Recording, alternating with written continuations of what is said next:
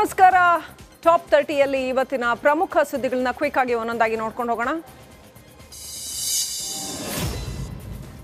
ಮಹರ್ಷಿ ವಾಲ್ಮೀಕಿ ಅಭಿವೃದ್ಧಿ ನಿಗಮದಲ್ಲಿ ನಡೆದ ಬಹುಕೋಟಿ ಹಗರಣ ಪ್ರಕರಣಕ್ಕೆ ಸಂಬಂಧಪಟ್ಟಂತೆ ಇಡಿ ಅಧಿಕಾರಿಗಳು ಬೆಳಂಬೆಳಗ್ಗೆ ದಾಳಿ ಮಾಡಿದ್ದಾರೆ. ಹಗರಣದ ಆರೋಪಿಗಳ ಮನೆ ಸೇರಿ ಒಟ್ಟು 20 ಸ್ಥಳಗಳಲ್ಲಿ ದಾಳಿ ಮಾಡಿದ್ದಾರೆ. ಬೆಂಗಳೂರಿನ ಕೋರಮಂಗಲ, ಜಗಜೀವನ್ ರಾಮನಗರ ಹಾಗೂ ವಿಜಯನಗರ ಸೇರಿದಂತೆ ಹಲವು ಕಡೆ ದಾಳಿ ಮಾಡಿದ್ದಾರೆ. ನಾಗೇಂದ್ರ ಹಾಗೂ ದದ್ದಲ್ ಮನೆಯಲ್ಲೂ ಕೂಡ ದಾಳಿ ನಡೆಸಿದ್ದಾರೆ. MS ರಾಮಯ್ಯ ಆಸ್ಪತ್ರೆ ಹತ್ರ ಇರೋ ನಾಗೇಂದ್ರ ಮನೆ ಮೇಲೂ ಕೂಡ ರೇಡ್ ಮಾಡಿದ್ದಾರೆ. ಬಳ್ಳಾರಿಯಲ್ಲಿರೋ ನಾಗೇಂದ್ರ ಮನೆ ಮೇಲೂ ರೇಡ್ ಮಾಡಿ ಪರಿಶೀಲನೆ ನಡೆಸಿದ್ದಾರೆ. ಬೆಂಗಳೂರಿನ ಮಹರ್ಷಿ ವಾಲ್ಮೀಕಿ ಅಭಿವೃದ್ಧಿ ನಿಗಮದ ಕಚೇರಿ ಮೇಲೂ ಕೂಡ ಇಡಿ ಅಧಿಕಾರಿಗಳು ದಾಳಿ ಮಾಡಿದ್ದಾರೆ. ನಿಗಮದ MD ಸೇರಿದಂತೆ ಎಲ್ಲಾ ಸಿಬ್ಬಂದಿಯ ಮೊಬೈಲ್ಗಳನ್ನ ವಶಕ್ಕೆ ಪಡೆದು ಪರಿಶೀಲನೆ ನಡೆಸಿದ್ದಾರೆ. ಎಂಜಿನಿಯರಿಂಗ್ ವಿಭಾಗ, ಲೆಕ್ಕ ಪರಿಶೋಧನಾ ವಿಭಾಗ, ಅಧ್ಯಕ್ಷ ಬಸವನಗೌಡ, ದದ್ದಲ್ ಚೇಂಬರ್ ಸೇರಿದಂತೆ ಇಡೀ ನಿಗಮದ ಕಚೇರಿಯನ್ನ ಇಡಿ ಅಧಿಕಾರಿಗಳು ಜಾಲಾಡಿದ್ದಾರೆ. ವಾಲ್ಮೀಕಿ ಅಭಿವೃದ್ಧಿ ನಿಗಮದಲ್ಲಿ ನಡೆದ ಬಹುಕೋಟಿ ಹಗರಣಕ್ಕೆ ಸಂಬಂಧಪಟ್ಟ ಹಾಗೆ ನಾಗೇಂದ್ರ PA ಹರೀಶ್ನ ಇಡಿ ಅಧಿಕಾರಿಗಳು ಬಂಧಿಸಿದ್ದಾರೆ. ಸತ್ಯನಾರಾಯಣ್ ವರ್ಮಾ ಕಡೆಯಿಂದ ಹರೀಶ್ಗೆ 25 ಲಕ್ಷ ರೂಪಾಯಿ ಸಂದಾಯ ಆಗಿತ್ತು. ಖಾಸಗಿ ಹೋಟೆಲ್ ಹತ್ರ ಹರೀಶ್ಗೆ ವರ್ಮಾ ಹಣ ಸಂದಾಯ ಮಾಡಿದ್ರು. ಈ ಬಗ್ಗೆ SIT ತನಿಖೆಯಲ್ಲಿ ಬಹಿರಂಗ ಆಗಿತ್ತು. ಈ ಹಿನ್ನೆಲೆಯಲ್ಲಿ ಇಡಿ ಅಧಿಕಾರಿಗಳು ಈಗ ಹರೀಶ್ನನ್ನ ಬಂಧಿಸಿದ್ದಾರೆ.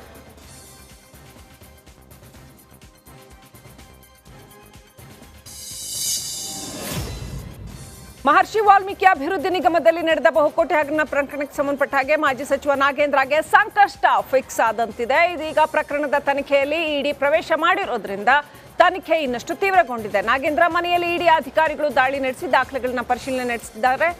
ಸದ್ಯ ಅಧಿಕಾರಿಗಳು ಮನೆಯಲ್ಲಿ ಶೋಧ ನಡೆಸ್ತಾ ಇರೋದ್ರಿಂದ ನಾಗೇಂದ್ರಗೆ ಬಂಧನದ ಭೀತಿ ಶುರುವಾಗಿದೆ.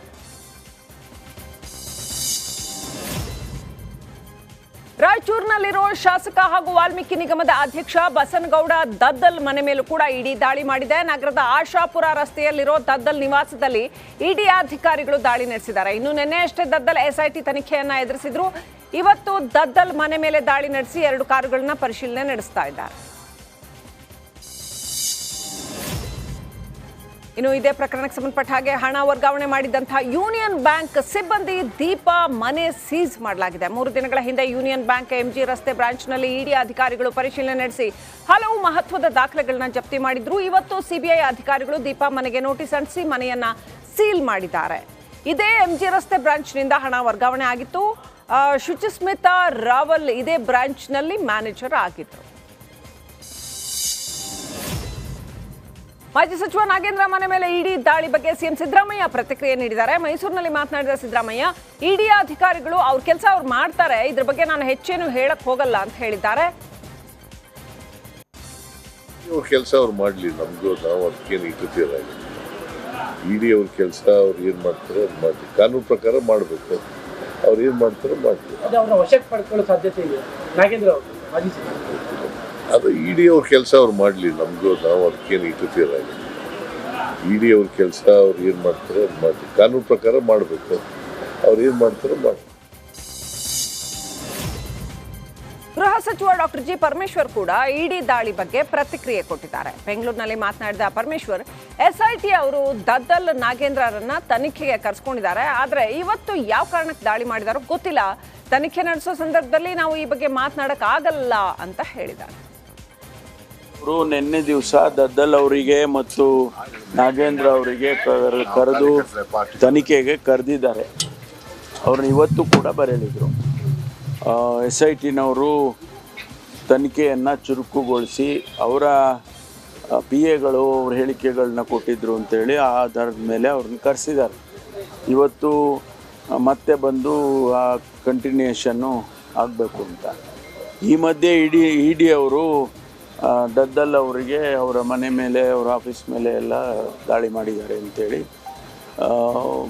ಅವರು ಯಾವ ಕಾರಣಕ್ಕೆ ಮತ್ತು ಯಾವ ಮಾಹಿತಿ ಆಧಾರದ ಮೇಲೆ ಅವ್ರು ಮಾಡಿದ್ದಾರೆ ನಮಗೇನು ಗೊತ್ತಿಲ್ಲ.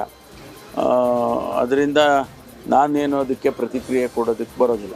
SIT ಅವರು ನಿನ್ನೆ ದಿವಸ ದದ್ದಲ್ ಅವರಿಗೆ ಮತ್ತು ನಾಗೇಂದ್ರ ಅವರಿಗೆ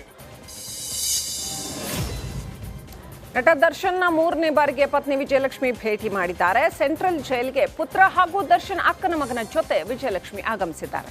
ಇನ್ನು ಊಟದ ಸಮಯದ ಹಿನ್ನೆಲೆ 1 ಗಂಟೆ ಕಾಲ ದರ್ಶನ್ನ ಭೇಟಿ ಮಾಡೋದಕ್ಕೆ ಪತ್ನಿ ವಿಜಯಲಕ್ಷ್ಮಿ ಅವರಿಗೆ ಅವಕಾಶ ಸಿಕ್ಕಿರಲಿಲ್ಲ. ಜೈಲಿನ ಗೇಟ್ ಎದುರು 1 ಗಂಟೆ ಕಾದ್ರು. ಅನಂತರ ದರ್ಶನ್ ಭೇಟಿ ಮಾಡೋದಕ್ಕೆ ಅವಕಾಶ ಸಿಕ್ಕಿತು.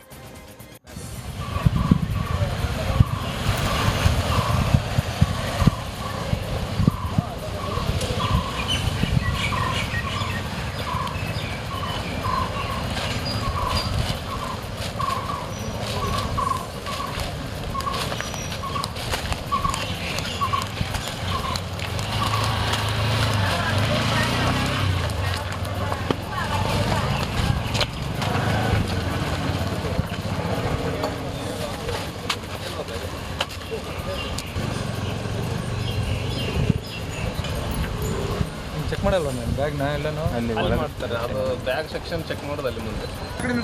ಆ ಕಡೆ ಬನ್ನಿ.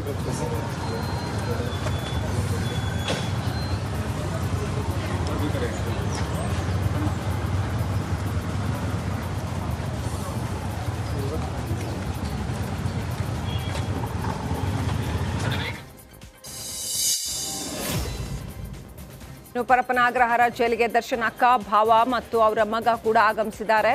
2ನೇ ಬಾರಿಗೆ ದರ್ಶನ್ ಅವ್ರನ್ನ ನೋಡೋದಕ್ಕೆ ಪರಪ್ಪನ ಅಗ್ರಹಾರ ಜೈಲಿಗೆ 3 ಬಂದು ಭೇಟಿ ಮಾಡಿದ್ರು.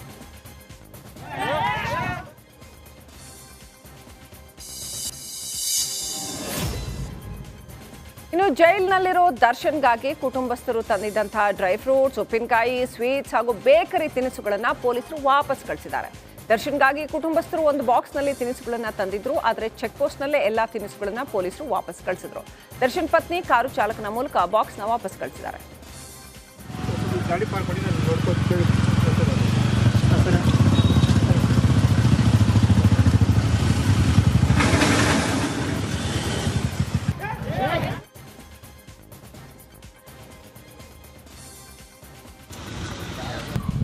ಬ್ಯಾಗ್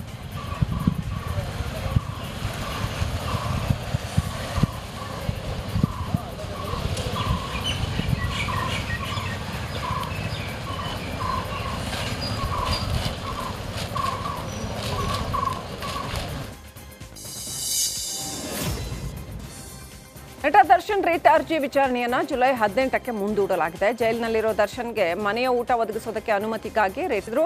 ಆದರೆ ಮನೆ ಊಟ ಒದಗಿಸೋದಕ್ಕೆ ಜೈಲಿನ ಮ್ಯಾನ್ಯುಯಲ್ನಲ್ಲಿ ಅವಕಾಶವಿರೋ ಬಗ್ಗೆ ಮಾಹಿತಿ ಸಲ್ಲಿಸಿ ಅಂತ ಕೋರ್ಟ್ ಸೂಚನೆ ಕೊಟ್ಟಿತ್ತು. ಅಲ್ಲದೆ ಆಕ್ಷೇಪಣೆ ಸಲ್ಲಿಸಿ ಅಂತ SPPಗೆ ಸೂಚಿಸಲಾಯಿತು. ಬಳಿಕ ಜುಲೈ 18ಕ್ಕೆ ವಿಚಾರಣೆಯನ್ನ ಮುಂದೂಡಲಾಯಿತು.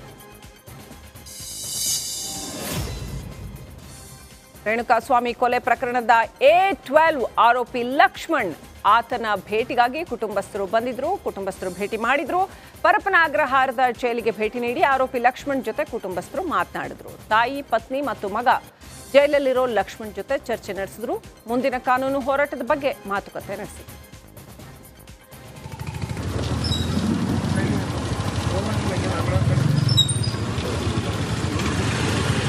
ಗಾಡಿಯಲ್ಲಿ ಪಾರ್ಕ್ ಮಾಡಿ. ಬನ್ನಿ.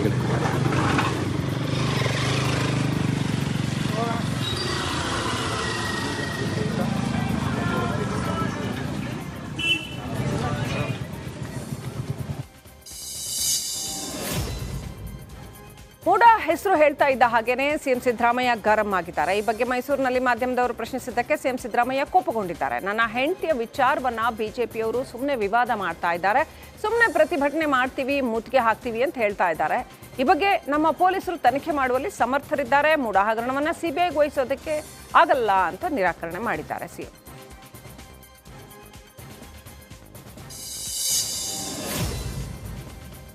ಇದೇ ವೇಳೆ ರಾಮನಗರ ಜಿಲ್ಲೆಯ ಹೆಸರು ಬದಲಾವಣೆ ಬಗ್ಗೆ ಸಿಎಂ ಸಿದ್ದರಾಮಯ್ಯ ಪ್ರತಿಕ್ರಿಯೆ ನೀಡಿದ್ರು.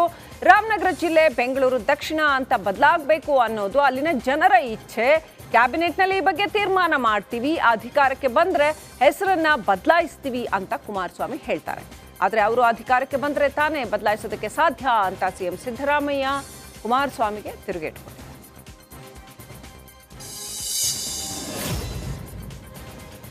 ಹಾವೇರಿ ಬಸ್ ನಿಲ್ದಾಣದಲ್ಲಿ ವಿದ್ಯಾರ್ಥಿ ಮತ್ತು ಕಂಡಕ್ಟರ್ ಹಾಗೂ ಡ್ರೈವರ್ ನಡುವೆ ಗಲಾಟೆ ನಡೆದಿದೆ. ವಿದ್ಯಾರ್ಥಿಯೊಬ್ಬ ಬಸ್ನಲ್ಲಿ ಅನುಚಿತವಾಗಿ ವರ್ತಿಸಿದ್ದಾನೆ ಅಂತ ಕಂಡಕ್ಟರ್ ಕಪಾಳಕ್ಕೆ ಹೊಡೆದಿದ್ದಾರೆ. ರೊಚ್ಚಿಗೆದ್ದ ವಿದ್ಯಾರ್ಥಿಗಳು ಹಾವೇರಿ ಬಸ್ ನಿಲ್ದಾಣದಲ್ಲಿ ಬಸ್ಸನ್ನು ತಡೆದು ಪ್ರತಿಭಟನೆ ನಡೆಸಿದ್ದಾರೆ. ಸ್ಥಳಕ್ಕೆ ಹಾವೇರಿ ಶಹರ ಪೊಲೀಸರು ಭೇಟಿ ನೀಡಿ ಪರಿಸ್ಥಿತಿಯನ್ನು ತಿಳಿಗೊಳಿಸಿದ್ದಾರೆ.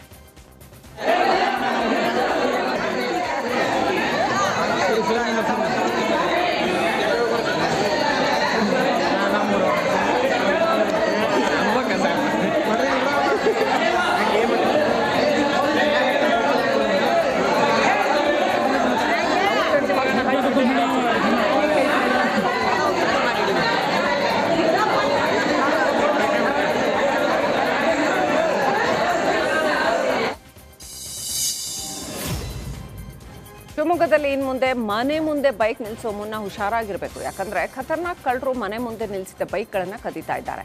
ನಗರದ ಬಸ್ ಸ್ಟ್ಯಾಂಡ್ ಪಕ್ಕದಲ್ಲಿ ನಿಲ್ಲಿಸಿದ ಬೈಕನ್ನು ಕಳ್ಳರು ಸಲೀಸಾಗಿ ಕದ್ದೊಯ್ದಿದ್ದಾರೆ. ಬೈಕ್ ಕಳ್ಳತನ ಮಾಡೋ ದೃಶ್ಯ ಸಿಸಿ ಕ್ಯಾಮೆರಾದಲ್ಲಿ ಸೆರೆಯಾಗಿದೆ.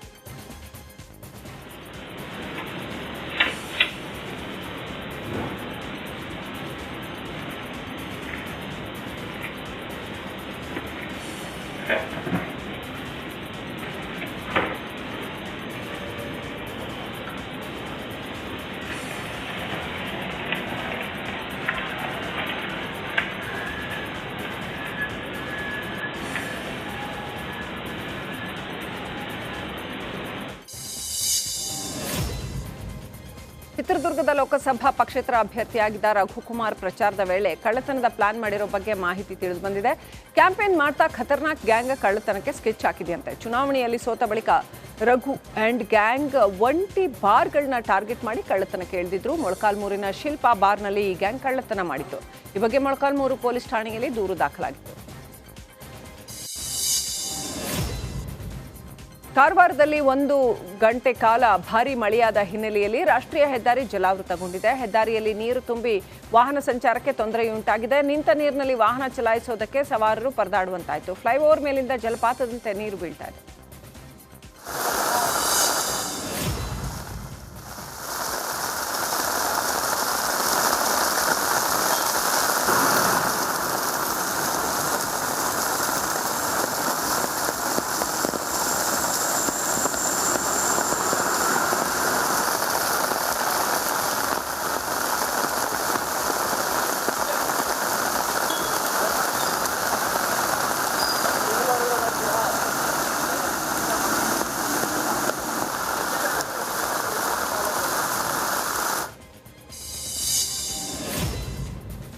ರಾಹುಲ್ ಗಾಂಧಿ ಬಗ್ಗೆ ಬಿಜೆಪಿ ಶಾಸಕ ಡಾಕ್ಟರ್ ವೈ ಭರತ್ ಶೆಟ್ಟಿ ವಿವಾದಾತ್ಮಕ ಹೇಳಿಕೆಯನ್ನ ಖಂಡಿಸಿ ಮಂಗಳೂರು ಪಾಲಿಕೆ ಎದುರು ಕಾಂಗ್ರೆಸ್ ಪ್ರತಿಭಟನೆಯನ್ನ ನಡೆಸಿದೆ. ಪ್ರತಿಭಟನೆ ಮುಗಿದ ಬೆನ್ನಲ್ಲೇ ಕಾರ್ಯಕರ್ತರು ಏಕಾಏಕಿ ರಸ್ತೆಗೆ ನುಗ್ಗಿ ಆಕ್ರೋಶ ವ್ಯಕ್ತಪಡಿಸಿದ್ದಾರೆ. ಇದರಿಂದಾಗಿ ಲಾಲ್ಬಾಗ್ ಸರ್ಕಲ್ ಹತ್ರ ಟ್ರಾಫಿಕ್ ಜಾಮ್ ಉಂಟಾಗಿತ್ತು. ಆ ನಂತರ ಪೊಲೀಸರು ಸ್ಥಳಕ್ಕೆ ಬಂದು ಪರಿಸ್ಥಿತಿಯನ್ನ ತಿಳಿಗೊಳಿಸಿದ್ದಾರೆ. ಶಾಸಕ ಭರತ್ ಶೆಟ್ಟಿ ರಾಹುಲ್ ಗಾಂಧಿಗೆ ಹುಚ್ಚ ಅಂತ ಹೇಳಿದ್ರು. ಇದನ್ನ ಖಂಡಿಸಿ ಪ್ರತಿಭಟನೆ ಮಾಡಲಾಗಿದೆ.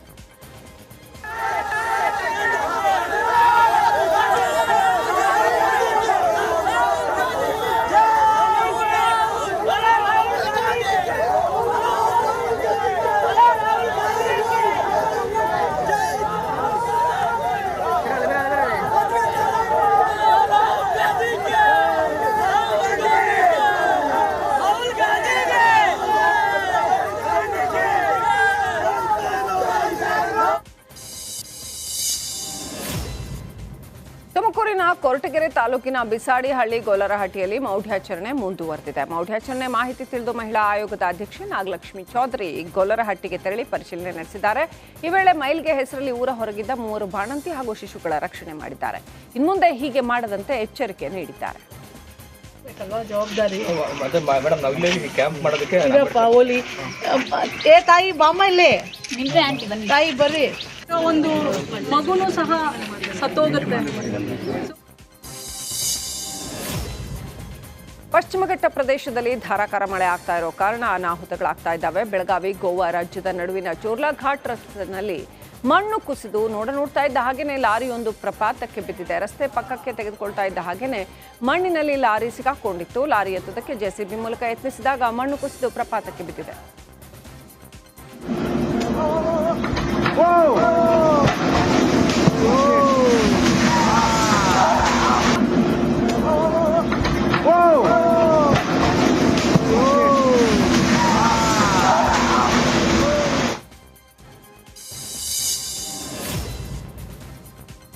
ಜಲಪಾತದ ಬಳಿ ಎಚ್ಚರಿಕೆ ನಿಯಮ ಉಲ್ಲಂಘಿಸಿ ಮೋಜುಮಸ್ತಿ ಮಾಡ್ತಾ ಇದ್ದ ಇಬ್ಬರು ಯುವಕರ ಬಟ್ಟೆಯನ್ನ ಪೊಲೀಸರು ತೆಗೆದುಕೊಂಡು ಹೋಗಿ ಶಾಕ್ ಕೊಟ್ಟಿದ್ದಾರೆ. ಚಿಕ್ಕಮಗಳೂರಿನ ಚಾರ್ಮಾಡಿ ಘಾಟ್ ಜಲಪಾತದಲ್ಲಿ ಗಸ್ತು ತಿರುಗ್ತಾ ಇದ್ದ ಪೊಲೀಸರು ಅಲ್ಲಿ ಗಸ್ತು ತಿರುಗೋದಕ್ಕೆ ಅಂತ ಪೊಲೀಸರನ್ನ ನಿಯೋಜನೆ ಮಾಡಲಾಗಿತ್ತು. ಆದರೂ ಕೂಡ ಇಬ್ಬರು ಯುವಕರು ಡೋಂಟ್ ಕೇರ್ ಅಂತ ಜಲಪಾತದಲ್ಲಿ ಮೋಜು ಮಸ್ತಿ ಮಾಡ್ತಾ ಇದ್ರು. ನಮ್ಗೆ ಏನು ಗೊತ್ತಿರಲಿಲ್ಲ.